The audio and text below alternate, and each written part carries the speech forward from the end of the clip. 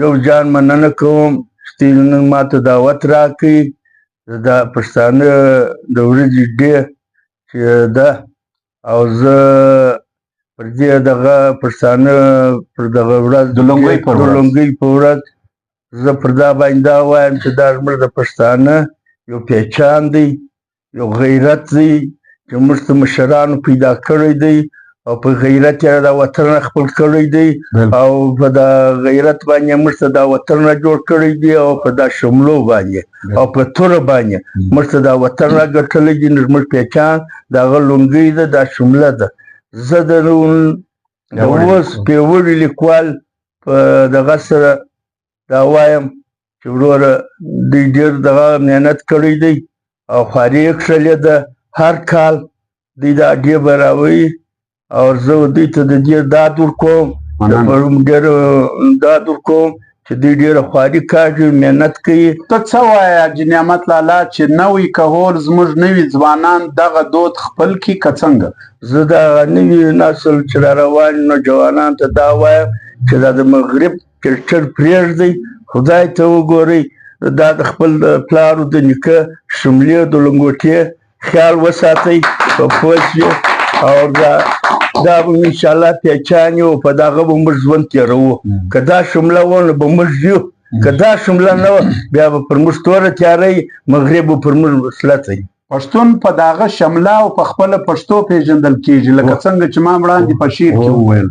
پښتون چې په هر ځای کې بې ویلو او بې ځان د ځان بغیر تعارفه چې په یو چا ځان پیژني نو هغه دا شمله ده، هغه دا لنګوټه ده، هغه د پښتانه دریش دی، هغه د پښتانه خپل کلتور دی چې دوره یې هر سړی په پوهېږي چې دا پښتون دی او افغان دی.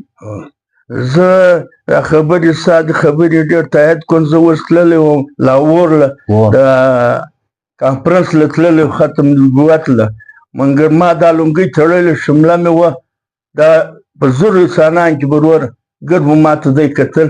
زه په دغه لباس کې نو هر یو به راتلی چې وایي خان صاحب ته د کومه ځای راغلی؟ ما زه د کوټه پښین سره راغلی یم چې په پوه شوې. هر چا به ما ته عزت هم راکوي، تصویر به هم را سره اخلي. د دا لنګوټې او د شملې به ول په نامه به خان صاحب راته ویل چې وایي خان صاحب 2 منټه موږ ستاسو څه دغه کوو، بیا به سوال جواب سره وکړي په پوه شوې. نو دا زموږ د پښتانه چې دی دا پټو دا صدرۍ دا دغه دا زه دا نوي نسل چې را روان یو دوی ته وایم چې بس دا خپله د پلار د نیکه لنګوټه دا دې نه پرېږدي. دغه چې دی دا د مغرب دغه چې کوم کلچر هغه موږ تورې تیارې له بیا یې دا شمله او دا به موږ پرېږدي. مګر انشاءالله زموږ دا د پښین نوجوانان سره زما دغه ده هیله ده چې دوی به انشاءالله دا پټو دا شمله به جګه به ساتي. نعمت لالا پیاوړي لیکوال 10 کاله کېږي چې په پښین ښار کې ادبي خدمات ترسره کوي، پښتني غونډې کوي، پښتني دود دستور او د پښتو ژبې خدمت کوي. د پیاوړي لیکوال په هکله باندې څه ویل غواړي؟ پیاوړي لیکوال په حق کې زه تقریبا د 10 کالو څخه زیات کم زه د دوی سره شناخت لرم او د دوی سره هر محفل کې د دوی سره ګډون کوم چې وس مې رسېږي. او په دا کې چې دوی خاص کر تیمورشاه کمال صاحب او د ده سره چې کوم ټیم دی د ده کوم انجمن دی چې د کوم تیار کړي دي او دوی کوم محنت ورسره کوي او کوم ټریننګ ورکوي دا نوجوان طبقې ته او د ده خوارۍ ته. او بیا دوی زه وینم چې اپنې مدد آپ ته چلیږي، نه چا دې فنډ شته، نه دغه سرکاري دغه طرفه شته، نه یو ورور وزیر دغه ورکوي. دا زه وینم په دا کې نه وروره داسې امیران خلکه دي ګرد دا روزمره خلکه دي چې چا یو دکان دی کوچنی دی، چا یو کوکه ده، څوک یو ماسټر دی، خو بیا هم د دا 10 کالو سره د پښتو ژبې دغه دوی کوي نو خدمت کوي. نو زه دوی ته صد شاباش وایم او زه هیله لرم چې دا اوس نوجوان دغه څه چې راجې شي د کمال صاحب او د ټیم سره د فلوالي لیکوالو سره ناسته وکړي او د دوی په مجلسو کې دې کښېني، د دوی دغه زده کړي، د پښتو آدابو دغه دې زده کړي، شعر شاعري دې زده کړي. او موږ داسې یو جان مننه کوو، زموږ د پښین دا 10 کاله خدمت کړی دی.